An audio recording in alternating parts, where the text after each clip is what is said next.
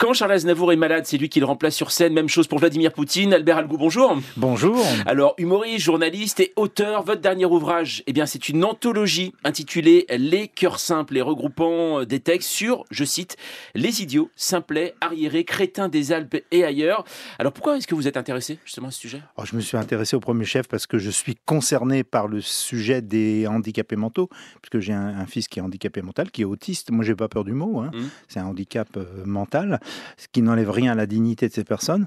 Et donc, au fil de mes lectures, j'avais remarqué de temps en temps que chez certains grands auteurs figuraient justement ces exclus parmi les exclus, des personnages muets qui ne sont pas des héros au sens propre du terme, mais qui le sont à leur façon. Le premier, si vous voulez, par exemple, c'est Quasimodo dans Notre-Dame de Paris.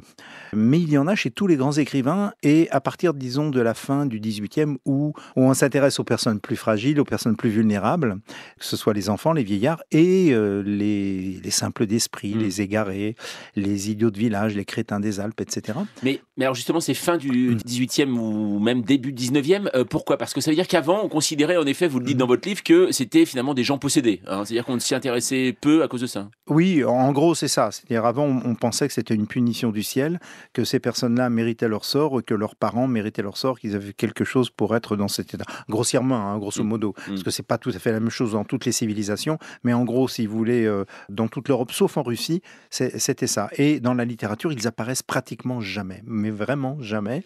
Et c'est seulement avec le romantisme qu'on commence à les voir de plus en plus jusqu'à aujourd'hui. Alors justement, le romantisme, il y a Les cœurs simples, c'est issu de Flaubert, mais on retrouve dedans dans des textes de Giono, il y a Faulkner, entre autres Victor Hugo, et tous, alors la particularité, ils sont tous illustrés par des auteurs de bande dessinée très célèbres comme Enki Bilal, il y a Cabu aussi, Ried Satouf. Albert Hugo, est-ce que c'est possible finalement d'être léger aussi avec ce genre de sujet ? Oui, bien sûr. On peut être léger et profond en même temps. Je pense à un dessin de Guéluc qui est extrêmement drôle. Il est devant un tableau et puis dans la foule des admirateurs, il y a un type complètement biscornu, en fait c'est Quasimodo, et le chat demande à ce personnage, en regardant le tableau cubiste de Picasso et en regardant le mec, il dit « vous êtes de la famille ».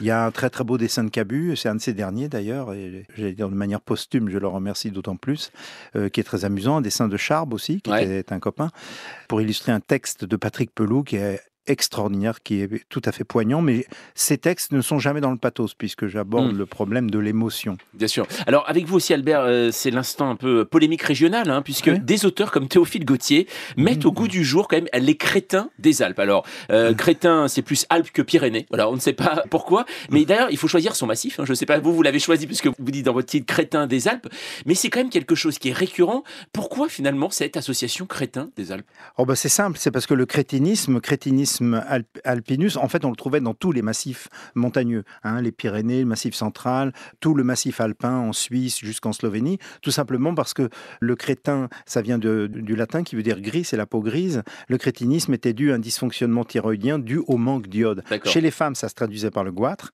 et chez les hommes, par le crétinisme. Et il y avait dans certaines vallées, en Tarentaise par exemple, jusqu'à presque 10% de la population qui était atteinte du crétinisme. D'où l'expression crétin des Alpes. Voilà, on voit que les textes, ils en parlent, mais ce qui est marrant, c'est que c'est les Alpes plutôt que les Pyrénées. Je me suis dit ça, alors c'est parce qu'on approche des sports d'hiver aussi.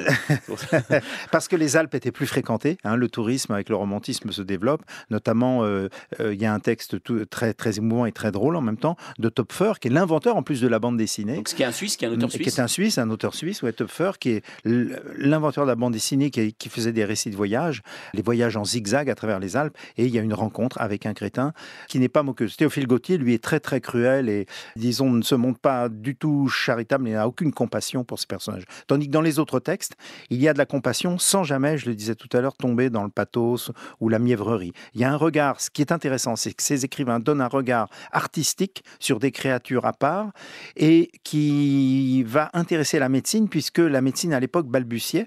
Et aujourd'hui, ça intéresse ces descriptions physiognomiques, comme on disait, intéressent la médecine, parce que ces artistes l'ont fait avant les psychiatres ou les neurologues. La mise à jour d'Albert Algou, c'est toute la journée sur France Info.